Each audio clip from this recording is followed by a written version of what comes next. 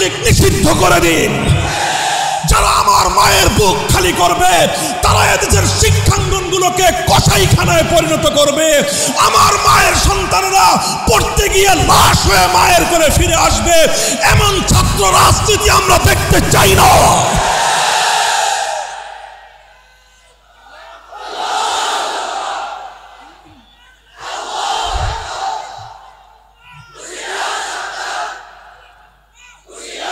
সংগ্রামী সাথী ও বন্ধুগণ, জানি এই কথাগুলো হজম করা বড় কঠিন আপনাদের জন্য। জানি এই কথাগুলো বলবার দায়ে আমাদেরকে অভিযোগের কাঠগড়ায় দাঁড়িয়ে যেতে হবে। কিন্তু একবার চিন্তা করুন সেই সন্তানহারা মায়ের কথা। একবার চিন্তা করুন যারা এভাবে টর্চার সেল তৈরি করেছে। বুয়েটের মধ্যে টর্চার সেল তৈরি হয়, সেই টর্চার সেলে ছাত্ররা ছাত্রদেরকে ধরে এনে পেটায়। এর চেয়ে বড় জাহেলিয়াত আর কি হতে পারে? Abu Jahl, Abu Lahab, Utba, সাইবারা টর্চার সেল তৈরি করেনি, ওরা প্রকাশ্যে পেটাতো। আর আজ স্বাধীন বাংলার মানবিক এই বাংলায় এই সকল দৃশ্য আমাদেরকে বুয়েটে দেখতে হয়, যেখানে মেধার বিকাশ ঘটে। দেশের সেরা মেধাবীরা যেই শিক্ষা প্রতিষ্ঠানে পড়ে, সেখানকার অবস্থা যদি এই হয়, তাহলে ঢাকা বিশ্ববিদ্যালয়, জাহাঙ্গীরনগর, তারপরে চট্টগ্রাম, রাজশাহী, খুলনা সহ সারা দেশের বিশ্ববিদ্যালয়গুলোর অবস্থা আরো কতটা ভয়াবহ এখান থেকে তার কিঞ্চিত পরিমাণ অনুমান করা যায়। আজকে বলা হচ্ছে আবরার ফাহাদ শিবির করত। কি অপরাধ আবরার ফাহাদের? কি পেয়েছো তোমরা শিবিরের? আবরার ফাহাদকে নিয়মিত নামাজ পড়তে দেখা গিয়েছে। আবরার ফাহাদ বাংলাদেশের স্বার্থ রক্ষা করে, বাংলাদেশের স্বার্থ জলাঞ্জলি দিয়ে ভারতের স্বার্থকে রক্ষা করে জাতীয়ভাবে যেই চুক্তিগুলো স্বাক্ষর করা হয়েছে, একজন সচেতন ছাত্র হিসেবে দেশের অধিকারের পক্ষে বলিষ্ঠ হাতে সে কলম লিখেছে। সামাজিক যোগাযোগ মাধ্যম তার হাতে ছিল, সে তার সামর্থ্যের আলোকে তার স্বাধীন মতামত ব্যক্ত করেছে। যদি স্বাধীন মতামত ব্যক্ত করার কারণে অপরাধী সাব্যস্ত হতে হয়, তাহলে তো এই বাংলার স্বাধীন মাটিতে সর্বপ্রথম মরহুম আব্দুল হামিদ খান ভাসানী ফারাক্কাবাদের বিরুদ্ধে লং মার্চ করেছিলেন। শাইখুল হাদিস বাবরি মসজিদ শহীদের বিরুদ্ধে লং মার্চ করেছিলেন। আজ আবরার ফাহাদ সে যা করেছে, আব্দুল হামিদ খান ভাসানী বেঁচে থাকলে এর চেয়ে বেশি কিছুই করতেন।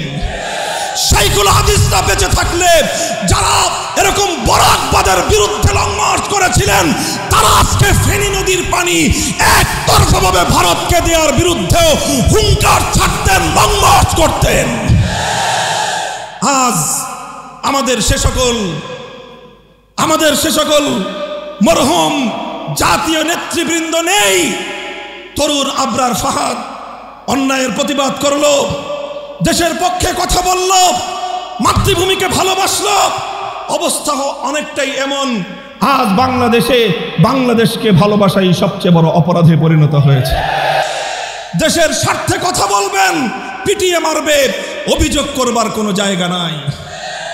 সংগ্রামী সাথী ও বন্ধুগণ, আমার কথা হলো এভাবেই অন্যায়, অবিচার, জুলুম, শোষণ, দুর্নীতি, জনগণের সম্পদ লুণ্ঠন ফিরিস্তি কয়টার দিব? কয়টার কথা বলবো? তানহামা দাগ দাগ সুদ, পুম্বা কুজা কুজা নেহাদ, সারা শরীর ক্ষত বিক্ষত, মলম আর পট্টি আমি কয়খানে লাগাবো? এভাবেই চলবে।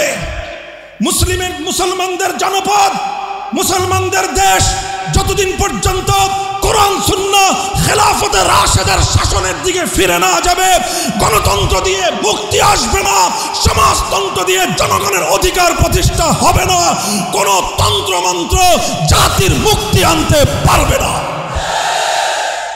তাই হে তাওহীদি জনতা, মুসলমান, ঈমানকে ভালোবাসো, আল্লাহর কোরআনকে ভালোবাসো, আল্লাহর নবীর সুন্নাহকে ভালোবাসো, খেলাফতে রাশেদার আদর্শকে ভালোবেসে আসো। শপথ নেই আমার এই সোনার বাংলা থেকে সব অপশাসন, সমস্ত অন্যায়, অবিচার এগুলোকে দূরীভূত করে আমার মাতৃভূমিটাকে আমি শান্তির ফুল বাগানে পরিণত করব। মুহতারাম হাজিরিন, আমি আবার কোরআনের সেই আয়াতের দিকে পুনরাবৃত্তি করছি। ইজা আরাদনা আন নুহলিকা কারিয়াতান আমারনা মুতরাফিহা ফাফাসাকু ফিহা ফাহাক্কা আলাইহাল কওল। যখন এভাবেই নবীর বিরুদ্ধে কটূক্তি হয় ব্রাহ্মণবাড়িয়ায়, যখন এভাবেই নবীর বিরুদ্ধে কটূক্তি হয় বোরহানউদ্দিনে, যখন এভাবেই আবরার ফাহাদরা নিহত হয় বুয়েটের মাটিতে, যখন এভাবেই নুসরাতরা নিহত হয় এই বাংলার জনপদে, যখন এভাবেই ফেলানিরা ঝুলে থাকে আমার সীমান্তের কাঁটাতারে, একটার পর একটা যখন এভাবে অন্যায় ঘটতে থাকে, তার প্রতিবাদ হয় না, তার প্রতিকার হয় না, তখন সর্বশেষ আসমান থেকে খোদার গজব নেমে আসে। আজ আমরা চাই মাতৃভূমিকে ভালোবাসি বলেই, দেশটাকে ভালোবাসি বলেই, দেশপ্রেম নিয়ে, জাতির প্রেম নিয়ে, স্বাধীনতার অতন্দ্র প্রহরী হিসেবে নতুন প্রজন্মকে নিয়ে আজ দেশ জাতি স্বাধীনতা রক্ষা করবার জন্য দুর্বার আন্দোলন গড়ে তুলতে চাই।